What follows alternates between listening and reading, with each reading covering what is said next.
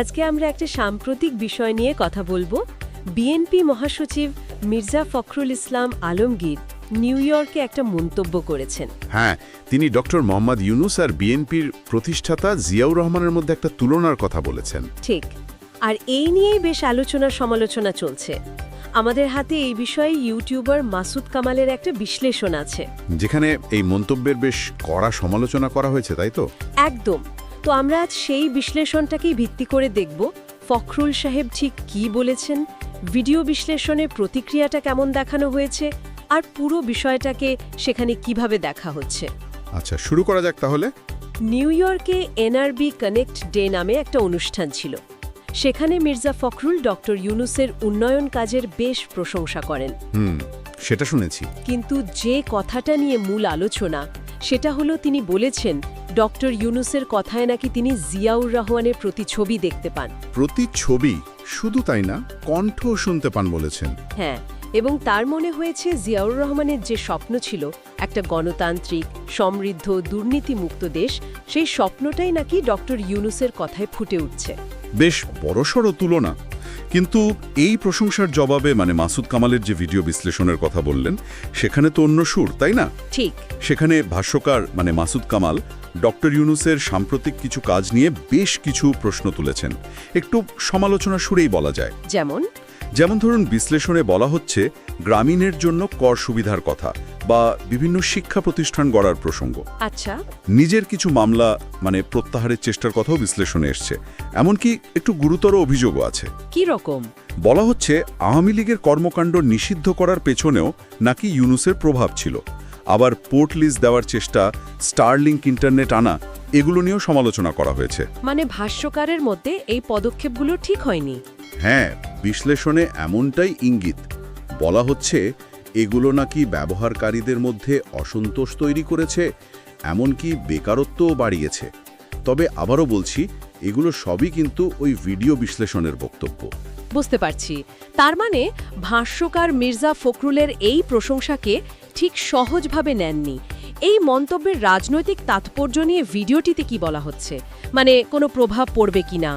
বিশ্লেষণটাতে কয়েকটা সম্ভাব্য রাজনৈতিক দিকের কথা বলা হয়েছে। একটা প্রশ্ন তো সরাসরি করাই হয়েছে, ডক্টর ইউনুস কি বিএনপির পরবর্তী প্রধানমন্ত্রী প্রার্থী হতে চলেছেন? ওহ, এটা তো বেশ বড় প্রশ্ন। আর তার চেয়েও জোরালোভাবে যে প্রশ্নটা এসেছে, সেটা হলো এই মন্তব্য কি মির্জা ফখরুলের রাজনৈতিক দেউলিয়াত্বের প্রকাশ? রাজনৈতিক দেউলিয়াত্ব, বেশ কঠিন শব্দ ব্যবহার করা হয়েছে। আচ্ছা, এই বিষয়ে সাধারণ মানুষের বা নেতাকর্মীদের প্রতিক্রিয়া কেমন, সে ব্যাপারে কি বিশ্লেষণে কিছু আছে? হ্যাঁ, আছে। ভাষ্যকার তার চ্যানেলে একটা অনলাইন জরিপের কথা উল্লেখ করেছেন। সেখানে নাকি প্রায় ৭৮% অংশগ্রহণকারী মনে করেন এই বক্তব্যে ফখরুল সাহেবের রাজনৈতিক দেউলিয়াত্বই প্রকাশ পেয়েছে। ৭৮%? এটা তো অনেক। শুধু তাই নয়, বিশ্লেষণটিতে তৃণমূল বিএনপি কর্মীদের তাদের একটা হতাশার কথাও বলা হয়েছে। কি ধরনের হতাশা? তাদের কেউ কেউ মনে করছেন এতে জিয়াউর রহমানকে আসলে ছোট করা হয়েছে এই তুলনার মাধ্যমে। আচ্ছা। এমনকি কিছু মন্তব্যে ক্ষমতার লোভ বা চামচামির মতো কথাও উঠে এসেছে বলে ভিডিওটিতে দাবি করা হয়েছে।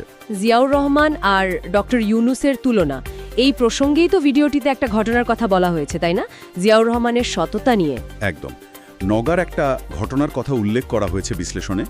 জিয়াউর রহমান একবার খাল খনন পরিদর্শনে গিয়েছিলেন। হ্যাঁ। সেখানে বিরাট খাবারের আয়োজন দেখে তিনি জিজ্ঞেস করেন খরচের উৎস কি। যখন জানলেন সরকারি টাকায় আয়োজন, তিনি সেই খাবার খাননি, কারণ তিনি সরকারি অর্থের অপচয় চাননি। ইন্টারেস্টিং ঘটনা। এর সাথে ডক্টর ইউনুসের তুলনাটা কিভাবে টানা হয়েছে বিশ্লেষণে? এই ঘটনার বিপরীতে কি দেখানো হয়েছে? বিশ্লেষণটিতে এই ঘটনার পাশাপাশি ডক্টর ইউনুসের জাতিসংঘ সফরের কথা বলা হয়েছে, যেখানে তিনি নাকি ১০৪ জনের বিশাল এক প্রতিনিধি দল নিয়ে গিয়েছিলেন। হ্যাঁ, ১০৪ জন। হ্যাঁ, এবং ভাষ্যকারের দাবি অনুযায়ী এই সফরটা নাকি সরকারি খরচেই হয়েছে। এখানেই প্রশ্নটা তোলা হয়েছে যে মির্জা ফখরুল যে তুলনাটা করলেন, হ্যাঁ, একদিকে জিয়াউর রহমানের এই ধরনের পরিচিত মিতব্যয়িতা বা সততার উদাহরণ, আর অন্যদিকে এত বড় বহর নিয়ে যাওয়া ডক্টর ইউনুস, এই দুজনের তুলনা আসলে কতটা যৌক্তিক? ভাষ্যকার কি জিয়াউর রহমানের জাতিসংঘ সফর নিয়েও কিছু বলেছেন? হ্যাঁ, বিশ্লেষণে বলা হয়েছে জিয়াউর রহমান যখন যেতেন তার বহর নাকি অনেক ছোট থাকত, এই বৈপরীত্যটাই তুলে ধরা হয়েছে।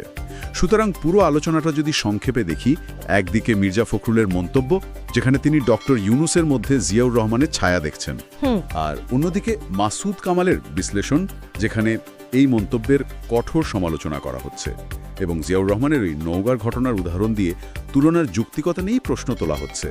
এটা স্পষ্ট যে ফখরুল সাহেবের এই একটা মন্তব্য রাজনৈতিক মহলে বেশ আলোড়ন তৈরি করেছে, আর তার ফলে যে সমালোচনাগুলো উঠে আসছে তা আমরা এই বিশ্লেষণ থেকে একটা ধারণা পেলাম।